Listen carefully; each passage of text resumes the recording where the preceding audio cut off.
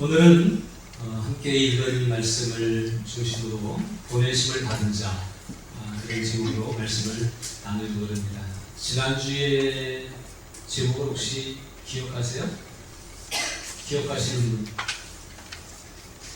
지난주 제목 하신 거 없어요? 네, 지난주에 부르심을 받는 자, 오늘은 보내심을 받는 자. 우리 신앙생활은요, 주님이 우리를 세상 가운데서 불러주신 은혜로 살아가는 거예요. 세상에 그냥 내버려뒀으면 죄와 더불어 살다가 모르겠어요. 더 행복하게 사는지. 그러나 죄와 더불어 살다가 죄 때문에 지옥 가는 삶을 살아갈 수밖에 없습니다. 그러나 주님이 그 가운데 우리를 버려두지 않으시고 우리를 불러내주신 것 얼마나 감사한지 모릅니다. 교회라고 하는 공동체는 주님이 불러내주셔서 부르심을 받은 사람들이 모인 자리가 교회예요. 여기 있는 분들은 다 주님이 불러주신 분들입니다. 많은 사람들 가운데 콕 집어서 우리를 불러주셨으니 얼마나 감사합니까? 그 감사를 늘 고백하면서 은혜 가운데 살아갈 수 있기를 주님의 이름으로 부탁을 드립니다. 근데 지난주에 말씀을 보면서 말씀을 함께 나누면서 우리가 많이 생각했습니다만 바울이 하나님의 부르심을 입은 사람이잖아요. 근데 부르심에는 이유가 있어요. 첫 번째 이유는 불쌍해서 불러주셨고 구원해 주시기 위해 불러주셨고 은혜 주시기 위해서 불러주셨습니다. 그래서 부르심 받는 것이 큰 은혜이고 축복입니다. 그런데 두 번째 이유가 있습니다. 저는 이 두 번째 이유가 어쩌면 더 중요하다고 생각합니다.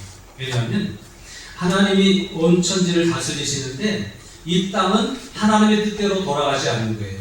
하나님의 뜻에 순종하지 않기 때문에. 그러나 부르심을 입은 사람들이 은혜 받고 성령 충만해서 세상을 향해 나아가서 사랑을 전하고 믿음을 가르치고 그리고 하나님의 뜻을 이루어갈 때에 그곳에서 하나님의 나라가 확장되어져 가는 겁니다.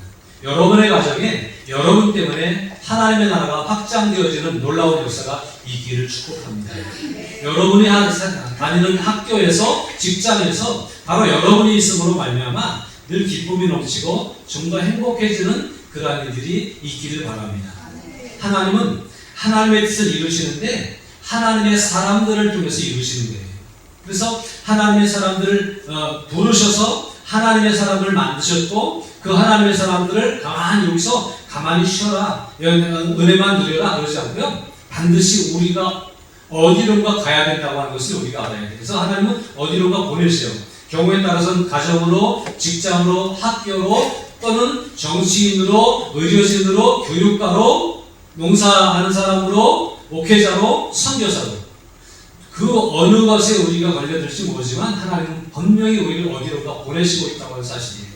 오늘 말씀을 함께 들으면서 나누면서 하나님은 나를 어디로 보내셨을까 하는 것을 기억하면서 되새기면서 말씀을 함께 나누었으면 좋겠습니다. 그래서 부르심을 받은 것 이상으로 보내심을 받았다고 하는 것이 큰 은혜이고 축복이라고 하는 것을 기억하면서 부르심에 합당한 성도로 살아가야 되지만 보내심에도 합당한 성도로 충성을 다하는 그런 우리 모두가 될 수 있기를 바랍니다. 오늘 우리가 요한복음 20장에 있는 말씀을 함께 읽었습니다. 그 말씀 가운데 19절에 보면 이런 말씀이 있습니다. 이날 곧 안식 후 첫날 저녁 때에 제자들이 유대인들을 두려워하여 모인 곳에 문을 닫았더니 예수께서 오사 가운데 서서 이르시되 너희에게 평강이 있을지어다. 아멘. 자, 이 말씀은 언제 일어난 사건이냐면 예수님이 십자가에 달려 돌아가신 이후에 이제 안식 후 첫날이 되었어요. 이 안식 후 첫날이잖아요.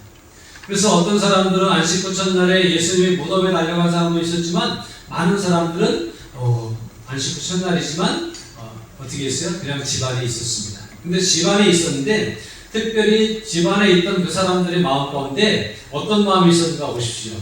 유대인들을 두려워하여 모인 곳에 문들을 닫았더니, 문을 닫았더니가 아니라 문들을 닫았더니라고 하는 것을 보면 대문도 닫고 그 다음에 현관문도 닫고 그리고 방문도 닫고 아마 그러지 않았을까 그런 생각이 들어요. 그러니까 창문도 닫고 꼭 닫아둔 거예요. 왜 그랬어요? 유대인들이 두려웠기 때문에 그랬습니다. 자기들끼리 모여있긴 모여있는데 서로 힘이 안 되는 거예요. 힘을 못 받는 거예요. 그리고 두려움에 쌓여서 문을 꼭꼭 잡고 혹시 누가 쳐들어올까봐 두려워하고 있었다고 하는 얘기예요. 왜 두려움이 생겼을까요? 이 사람들이 누구예요? 앞에 보면 제자들이 있잖아요. 예수님의 제자들이 있잖아요. 예수님의 제자들이었는데 두려움에 휩싸여서 문들을 꼭꼭 닫고 벌벌 떨고 있었다라고 하는 것, 그 이유가 무엇일까 곰곰이 생각해 봤습니다. 첫 번째는 이들이 예수님의 제자들이어서 늘 예수님과 함께 다녔었는데 3년 동안 예수님과 떨어져 본 적이 없는데 예수님이 지금 붙잡혀 가셨고 십자가 달려 돌아가심으로 떠나갔다고 하는 거예요. 예수님의 부재, 예수님과 함께 하지 못하다고 하는 것, 이건 두려움일 수 있고 걱정과 근심일 수밖에 없는지도 모릅니다. 여러분, 예수님에게서 떨어지지 않는 삶을 살아가기를 주님의 이름으로 축복합니다. 예수님이 안 계시면 두려운 거예요. 예수님이 안 계시면 뭔가 열심히 하는데 공허한 거예요. 예수님이 안 계시면 삶의 의미가 없는 거예요. 삶의 가치를 느낄 수가 없는 거예요. 예수님이 안 계시기 때문에 그들은 두려워했습니다. 뿐만 아니라 예수님이 잡혀서 돌아가신 모습을 보고 그 유대인들이 두려웠던 거예요. 왜냐하면 예수님을 잡아 처형했던 유대인들이 예수님을 따르던 사람들마저도 잡아갈까 두려워했던 거죠. 예수님이 잡혀가셨던 그날 저녁 때 베드로가 멀찍이 예수님을 쫓아가서 불을 쬐고 있는데 어떤 소녀가 얘기합니다. 이 사람도 예수님하고 같이 있었다고. 또 어떤 사람이 얘기합니다. 당신도 그와 함께 있는 걸 내가 봤다고. 3번이나 이런 일을 만났는데 베드로가 어떻게 했죠? 너무나 두려운 나머지 내가 그분을 알지 못한다고. 무슨 소리 하냐고. 내가 도무지 그분을 알 수 없느라고 저주까지 하면서 모른다고 외면했던 이유가 있습니다. 왜냐하면 두려웠기 때문이었습니다. 예수님과 같이 있을 때는 그런 걸 몰랐는데 예수님이 잡혀가시는 것을 봤거든요. 겟세마네 동산에서 기도하던 중에 물론 졸고 있었지만 예수님이 갑자기 잡혀가시는 모습을 보고 두려웠습니다. 예수님을 따라가긴 따라갔지만 멀찍이 따라가는 가운데 그 두려움을 극복할 수가 없었습니다. 오늘 예수님을 잃어버린 제자들이 방문을 꼭꼭 걸어잠그고 두려움에 휩싸여 있었던 이유는 예수님을 따랐다고 하는 것 때문에, 아니 오늘 우리들의 말로 이야기로 말하면 예수님을 믿는다고 하는 것 때문에 당하는 불이익과 불편함과 이런 것들이 너무나 두려웠던 것입니다. 예수 믿는 것이 어떻습니까? 행복하십니까?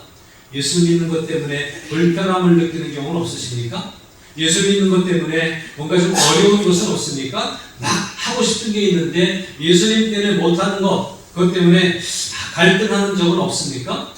그러나 여러분, 그것을 극복할 수 있는 믿음이 될 수 있기를 주님의 이름으로 부탁을 드립니다. 우리는 예수님 때문에 불편할 수 있어요. 믿는다고 하는 것 때문에 좀 어려움을 당할 수도 있어요. 그러나 그것이 의미 있고 가치 있는 일이라고 생각하고 견딜 수 있기를 바랍니다.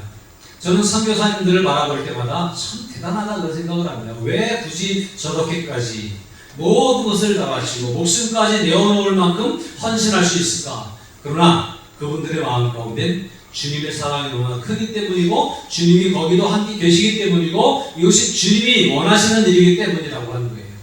내가 그냥 인생을 살다가 요즘은 이제 한 100년, 보통 100년 산다고 그러는데 100년을 살았는데 주님의 나라를 위해서 무언가를 남겨야 될 텐데 그냥 편안하게 되어져 있는 교회 생활하면서 이렇게 그냥 쳇바퀴 돌듯 신앙생활하는 것에 만족하지 않고 주님의 뜻을 이루어 드려야 될 텐데 라고 하는 마음이 있기 때문에 육신적으로는 힘들지만 가난하지만 정말로 많은 것들이 어렵고 힘든 고난을 경험하지만 그 일들을 감당하고 있는 것을 볼 수가 있습니다. 이것이 바로 주님을 믿는 사람들의 마음 자세인 것입니다. 근데 오늘 여기에 제자들은 유대인들을 두려워하는 마음, 예수님이 안 계시다라고 하는 것, 이것이 굉장히 불편했고 힘들었고 두려움에 휩싸일 수밖에 없었습니다. 그런데 참 감사한 건 그럼에도 불구하고 주님은 사랑하셔서 이 방에 문을 꼭꼭 걸어 잠궜지만 빈틈없이 생쥐 한 마리 들어오지 못하게 걸어 잠궜지만 주님은 찾아오셨다라는 사실이에요. 주님은 언제나 우리를 찾아오시는 분이심을 믿습니다. 오늘 말씀 보니까 예수께서 모사 가운데 서서 이르시되 너에게 평강이 있을지어다 이렇게 말씀하십니다.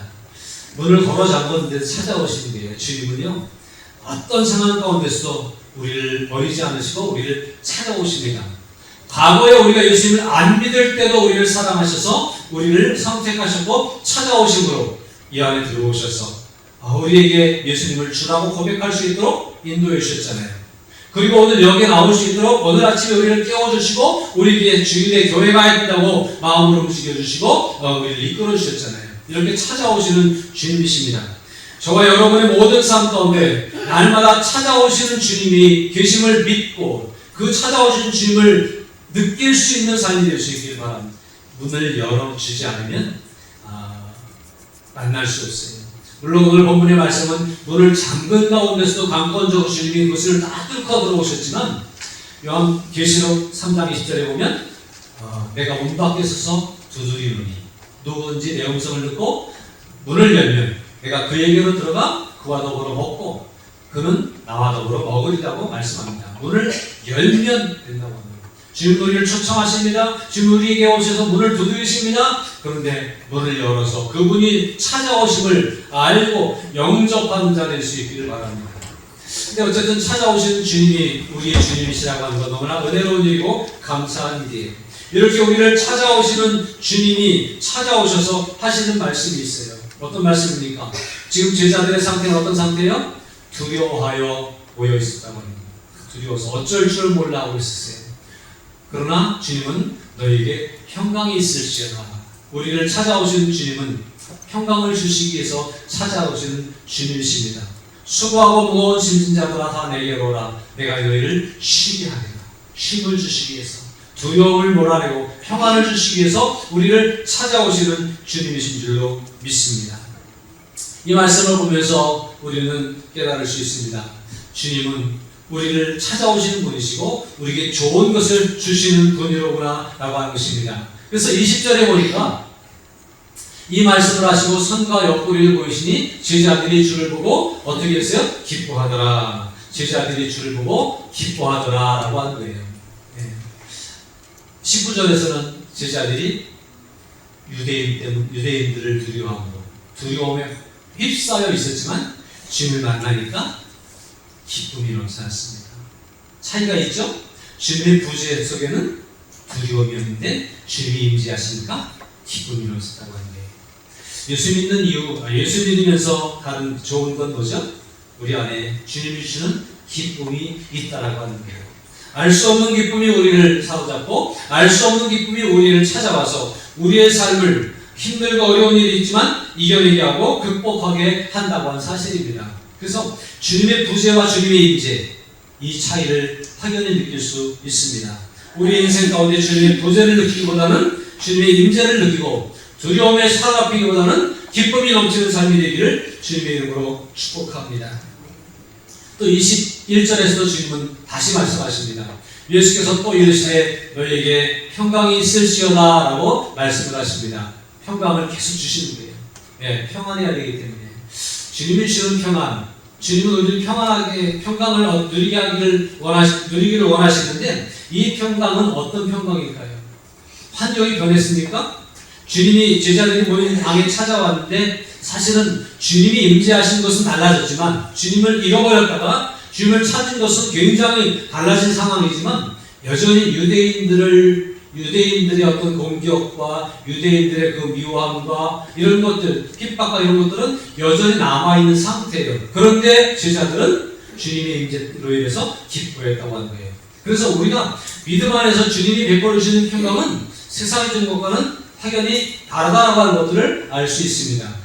요한복음 14장 27절에 보면 이렇게 말씀하죠. 이거 한번 같이 읽어보실까요?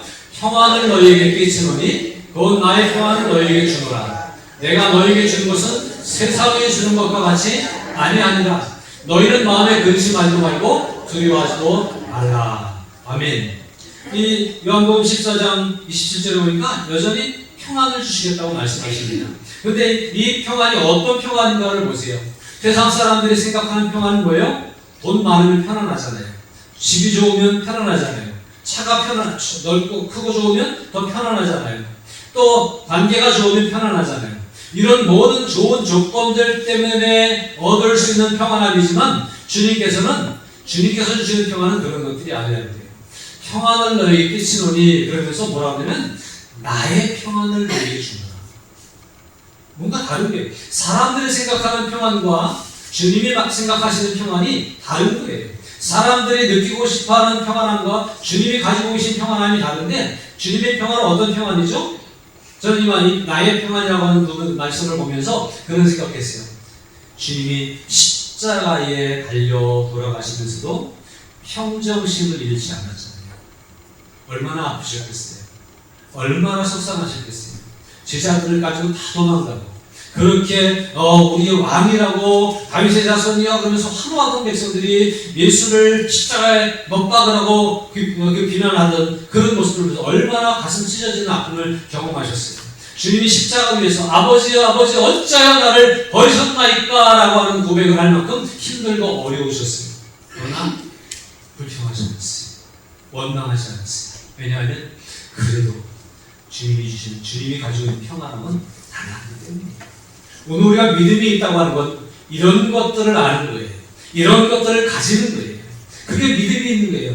믿음 생활하는데 똑같이 세상 사람들과 똑같은 평안을 추구하고 세상 사람과 똑같은 것을 얻으려고 하는 삶이 아니라 세상 사람들이 가지고 있는 건 나는 없지만 주님이 주시는 것 내게 있으니 내가 평안하다고 내가 행복하다고 그렇게 고백할 수 있는 그런 우리들이 되어져야 할 것입니다. 십자가를 지면서도 흔들리지 않았던 평안함.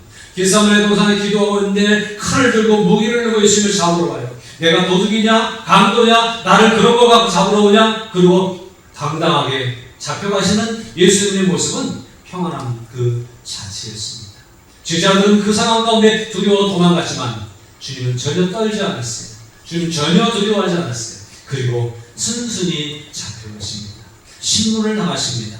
그 모진 고난을 당하시면서도 인상 하나 찌푸리지 않습니다. 원망하지 않습니다. 그들을 향해 비난하지 않습니다. 불평을 쏟아놓지 않습니다.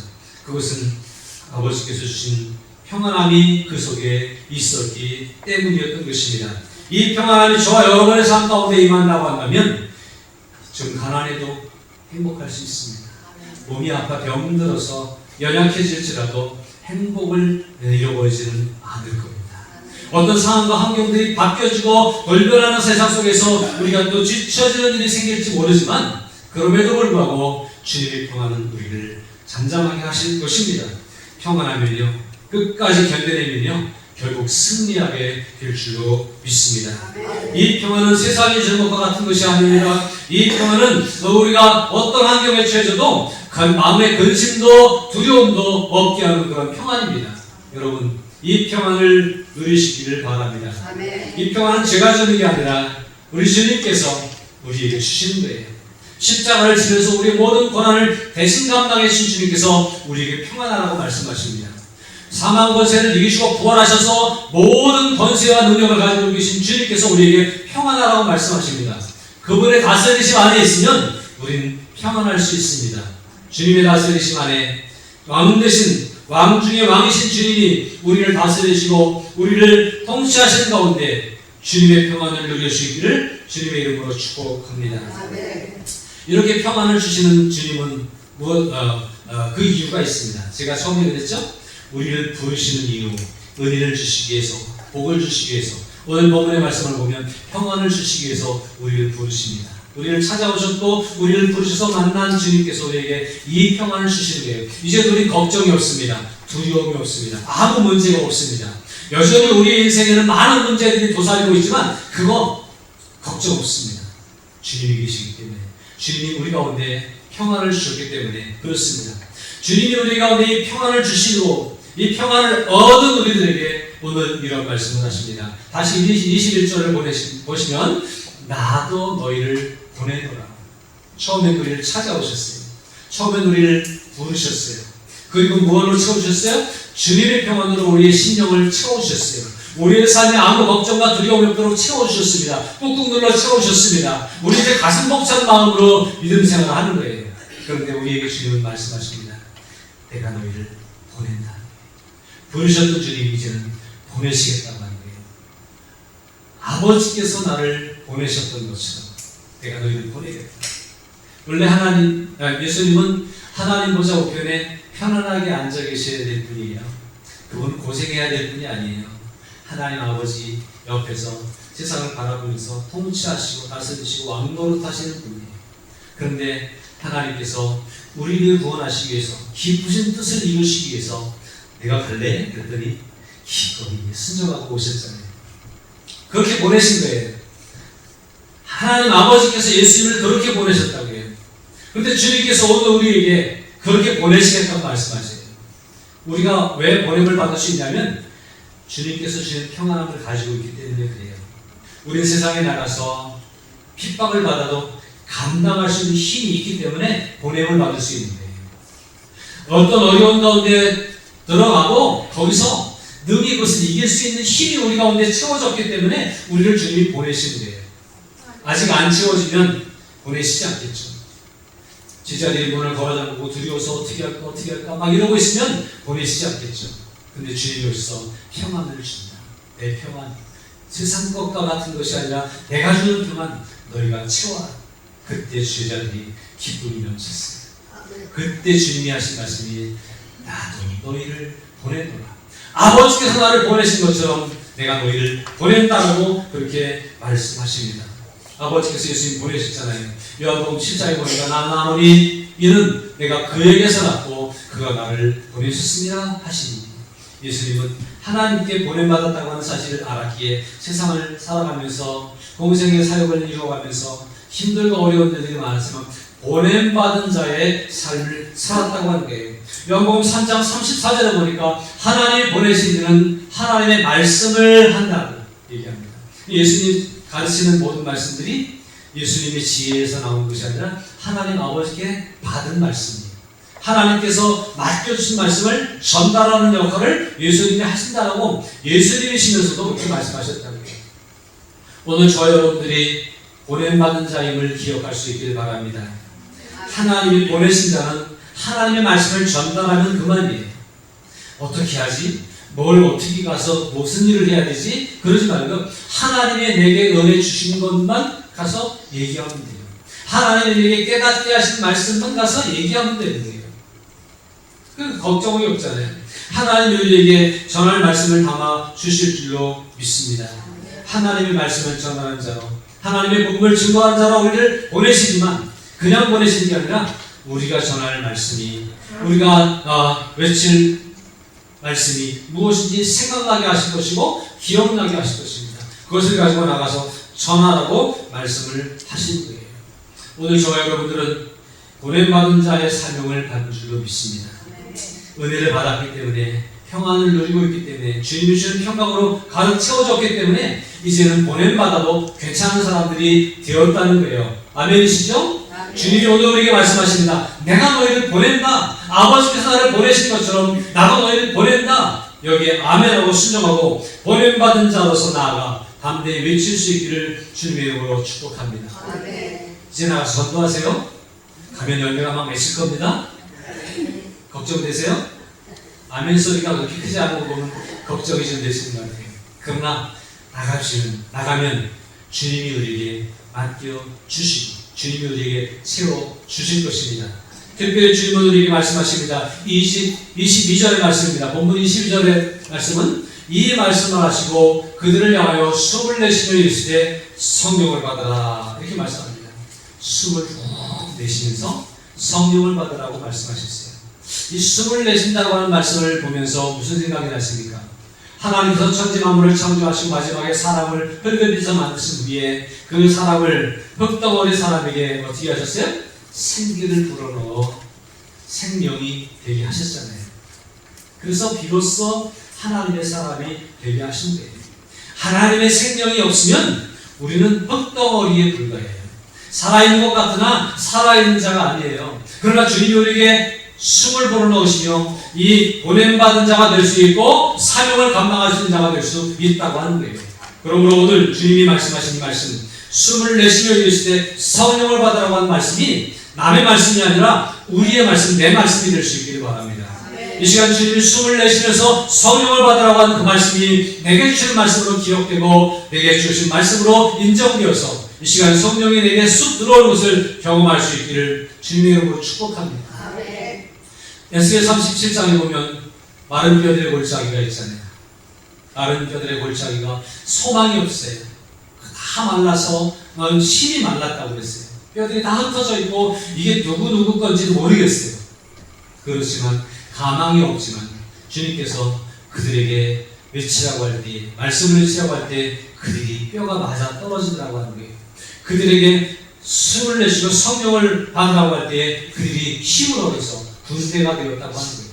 오늘 저와 여러분들의 인생이 메말라 있습니까? 갈급함에 젖어 있습니까? 익숙해져 있습니까? 그러나 주께서 불어주시는 숨을 경험할 때, 성령을 경험할 때 우리가 살아난 역사가 일어날 것입니다. 우리가 나아가는 현장에서도 우리가 성령의 힘을 입어서 나가 숨을 불어넣으며 외칠 때에 죽은 자들이 살아나는 역사가 일어나게 될 줄로 믿습니다.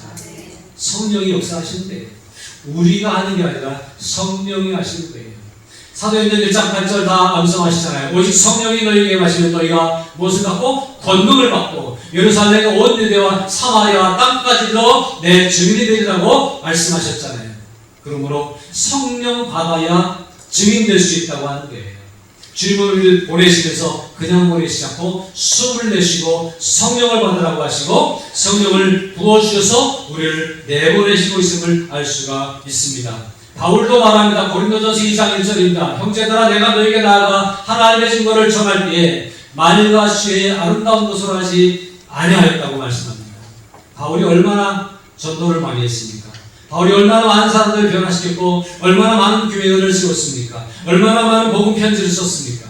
그런데 이것이 내 말과 시의 아름다운 것으로 한 것이 아니다. 그럼 뭘 했다는 얘기예요?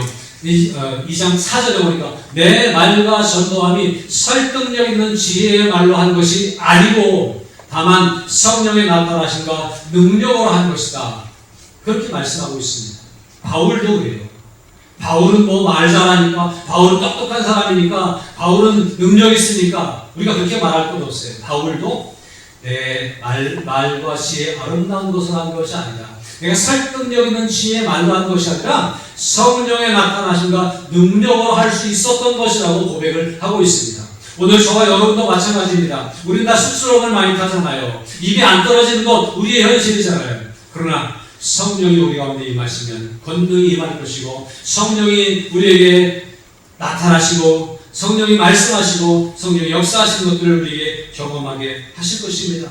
그러므로 주님이 숨을 내쉬며 성령을 받으라고 하실 때 아멘하고 성령 충만을 받을 수 있는 우리들이 되길 바랍니다. 성령 충만을 위해 기도하며 살아가는 우리들이 되어야 될 것입니다. 우리의 삶이 내 힘으로 사는 삶이 아니라 성령의 능력으로 사는 삶이 될 때에 우리는 복음을 증거하며 하나님의 역사를 누리며 살아갈 수 있는 하나님의 사람이 될 수 있는 줄로 믿습니다. 이제 우리는 오늘 아멘 했으니까 위대한 아름다운 전도자가 될 수 있을 줄로 믿습니다. 전도의 삶을 감당하시기 바랍니다. 제가 그동안 그런 말씀 많이 드렸잖아요. 저는 뭐 큰 교회, 부흥하는 교회 원치 않습니다. 여러분이 있으면 만족합니다. 그리고 크거나 작거나 아랑곳하지 않고 그저 제 역할을 그냥 하면 됩니다. 그렇게 얘기했다가 올해 제가 올해부터 말씀을 좀 바꿔서 말씀을 드리는 것은 전도하십시오. 큰 교회가 큰일 할 수 있습니다. 왜냐하면 제가 그렇게 얘기하니까 전도 안 해도 되는 줄 알아서요. 그러나 전도 해야 됩니다. 전도하십시오. 영혼을 구원해낼 수 있는 길이 그밖에 없습니다. 그래서 이제 성령 받고 성령이 주신 힘으로 복음 전도에 나아가면 우리에게 아름다운 열매가 맺히게 될 줄로 믿습니다. 우리가 하는 이 전도의 사역은요 어떤 일인지 아십니까? 23절 한번 같이 읽겠습니다. 이 말씀 한번 잘 읽어보고 같이 되새겨봐야 될 것 같아요. 너희가 누구의 죄든지 사하면 사하여질 것이요 누구의 죄든지 그대로 되면 그대로 있으리라 하십니다. 이 말씀을 읽으면서 어떤 생각이 드십니까? 가능하다고 생각하십니까? 불가능하다고 생각하십니까?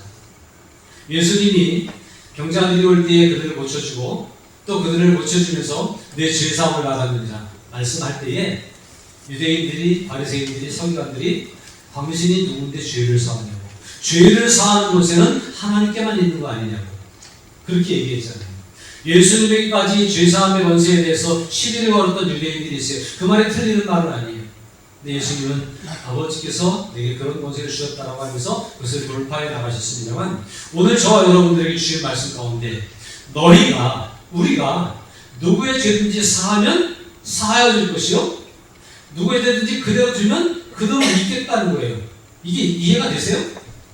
여러분들이 죄를 사하는 권세가 있으니까 제가 여기서 여러분들에게 나와서 집사님 어제 잘못한 거 사하여질 줄로 믿습니다. 그럼 사하여지는 거예요? 저를 이단이라고 부르시는 거예요. 우리에게 이런 권세가 있지 않잖아요. 주님만이 그 권세가 있어요. 이렇게 얘기하면 돼요. 예수님이 여러분의 죄를 사해 주시기를 원하십니다. 예수님이 십자가의 은혜와 능력이 여러분의 죄를 사하실 것입니다. 그거는 괜찮아요. 내가 명하노니 죄가 사해질지어다 이러면 당장에 이단자로 구속시 오를 것입니다. 근데 주님은 우리에게 말씀하시죠.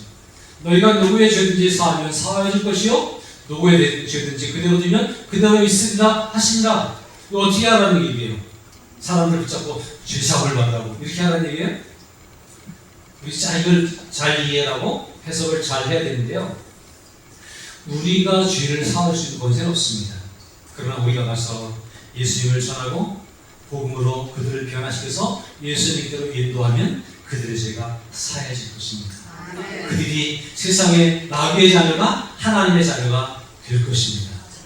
그런데 우리가 그들에게 복음을 전하지 않고 우리가 그들을 그냥 내버려두면 그들은 죄가 그대로 있는 사람이 되는 거예요. 마귀의 자녀로 그냥 살아가는 거예요. 권세가 누구에게 있어요? 우리에게도 있는 거예요. 우리가 직접 죄를 사는 권세를 가지고 있지 않지만 우리가 증거하는 복음의 능력이 있고, 우리가 복음을 증거할 때 그가 죄가 사함을 받을 수도 있고 그 죄가 그대로 있어 지옥의 형벌을 당할 수도 있다라고 하는 사실이죠. 그렇다면 우리가 얼마나 중요한 사람인지 알 수 있습니다. 우리가 전도하면 한 사람이 죄사함 받고 구원받을 길이 열리기도 하고, 우리가 전도하지 않으면 그 사람이 구원받을 길이 열리지 않아서 그냥 버림받은 영혼이 될 수도 있다라고 하는 사실입니다. 여러분 주변 사람들을 돌아볼 수 있길 바랍니다. 그들을 생각하고 그들의 죄사함을 받을 수 있는 길이 열릴 수도 있고 그들이 죄를 사함받지 못할 수도 있는데 그 길이 누구에게 달려있다고 하는 거예요? 저 여러분들에게 달려있다고 하는 얘기예요. 여러분의 가족들이 구원받을 수 있는 길이, 죄사함받고 하나님의 자녀가 될 수 있는 길이 누구 손에 달려있다는 얘기예요? 여러분에게 달려있다고 하는 얘기입니다. 여러분의 가까운 이웃들이, 친구들이 구원받을 수 있는 비결이 여러분에게 있다고 하는 사실이에요. 그러므로 복음 전도의 사명을 간직하고 주님이 우리를 보내실 때의 그 말씀을 기억하면서 보냄받은 자로 살아갈 수 있기를 주님의 이름으로 축복합니다. 로마서 10장 14절 15절입니다. 그런즉 그들이 믿지 아니하는 일을 어찌 부르리요, 듣지도 못한 일을 어찌 믿으리요, 전파하는 자가 없이 어찌 들으리요. 전파하는 자가 있어요. 누군가 가르쳐줘요. 누군가 외쳐줘야 그들이 변화될 수 있다는 얘기예요. 믿음이 그냥 생기는 게 아니라 전달해줘야 되는 거예요. 저와 여러분들이 믿은 것도 누군가 모르게 복음을 전해줬기 때문에 그래요. 대한민국이 복음에 불모지로서 캄캄할 때, 지금부터 140년 전에 아무것도 없을 때 선교사들이 와서 복음을 던져줬기 때문에 이 땅에 희망이 생겼고 복음의 불씨가 퍼져나가서 오늘 대한민국이 이루어졌고 저와 여러분들이 오늘 있는 거예요. 만약에 그런 일이 없으면 미전도 종족들이 할 수도 있잖아요. 그 나라들처럼 아직도 대한민국이 깜깜한 복음의 불모지로 있을지 모릅니다. 전달하는 이가 있었기 때문에 이런 일이 가능할 수 있었습니다. 오늘 우리가 살아가는 현 시대에서도 전달받지 못해서 못 나오는 사람들이 있는 거예요. 교회 오라고 하는 얘기를 못 들어서 교회를 스스로 찾아오지 못하는 사람들이 있는 거예요. 예수 믿으라고 하는 사람들이 없어서 자기만 교회 가고 자기만 예수 믿고 아무 말도 하지 않아서 가만히 있는 거예요. 그냥 죽을 겁니다. 그런 일이 생기지 아니하도록 전하는 자가 되시길 바랍니다. 외치는 자가 되시길 바랍니다. 필요에 따라서 강건할 수 있기를 주님의 이름으로 부탁을 드립니다. 말씀을 15절 보세요. 보내심을 받지 아니하였으면 어찌 전파하리요. 보내심을 받은 자가 전파하는 게, 저 여러분들이 나는 보냄받았어, 나는 보냄받은 적이 없어, 그러면 전파할 수 없어요. 그러나 오늘 말씀 앞에서 아버지께서 나를 보내신 것 같이 나도 너희를 보내노라 라고 한 말씀을 아까 봤잖아요. 그 말씀을 들을 때 이 말씀이 내게 주신 말씀이라고 기억되고, 내가 보냄받은 자구나, 내가 보냄받은 사람이구나 라고 하는 것이 인정되는 사람은 오늘 이 말씀, 보내심을 받지 않으셨으면 어찌 전파하리요 라고 하는 말씀이 나와는 관계없는 말이에요. 보내심을 받은 자가 되어서 나는 전파하는 자가 된다고 하는 말씀으로 이해할 수 있기를 바랍니다. 기록된 바 아름답도다 좋은 소식을 전하는 자들의 발이 함과 같으니라. 좋은 소식을 전하는 자들의 발이 아름답다. 주님이 우리들을 이렇게 보시고 최저 평가하실 때 좋은 소식을 전했던 발걸음이 우리의 삶 가운데 있었다면 아름다운 인생을 살았다고, 아름다운 믿음의 사람이라고 우리를 인정해 주시고 칭찬해 주시고 준비된 상을 허락해 주실 것입니다. 아름다운 발걸음 될 수 있기를 주님의 이름으로 축복합니다. 복음을 들고 나아가세요. 우리에게 담대함이 부족합니다. 우리에게 두려움이 순간순간 몰려옵니다. 그러나 주께서 우리에게 숨을 내어주시며 내어주시며 성령을 받으라고 말씀하셨고, 성령이 우리가 임하실 때 두려움을 극복할 수 있어요. 우리의 어떤 담대함이 부족하지만 담대함이 채워줄 수 있어요. 권능을 가지고 복음을 증거하는 하나님의 사람이 될 수 있다고 하는 사실입니다. 정리해서 말씀을 드립니다. 우리는 부르심을 받은 자였던 것처럼 이제는 보내심을 받은 자가 되었음을 믿으시기를 바랍니다. 보내심을 받은 자는 보내신 이의 뜻을 행하는 거예요. 보냄받았기 때문에. 보냄을 받았는데 자기 마음대로 살면 안 돼요. 보냄받은 자는 보내신 분의 뜻을 따라서 보내신 분의 의도를 전달하면서 살아가는 것이 보내심을 받은 사람이에요. 저와 여러분들은 이 땅에, 여러분의 가정에, 학교에, 직장에, 세상에 보내심을 받은 자이기 때문에 보내신 그분의 뜻이 나를 왜 보내셨지? 전도하라고. 나를 왜 보내셨지? 영혼 구원하라고. 나를 왜 보내셨지? 저가 죄에서 벗어날 수 있는 길을 열어주라고. 나를 보내신 것을 알고 보내심이 악감한 삶을 살아가는 저와 여러분들 될 수 있기를 주님의 이름으로 축복합니다.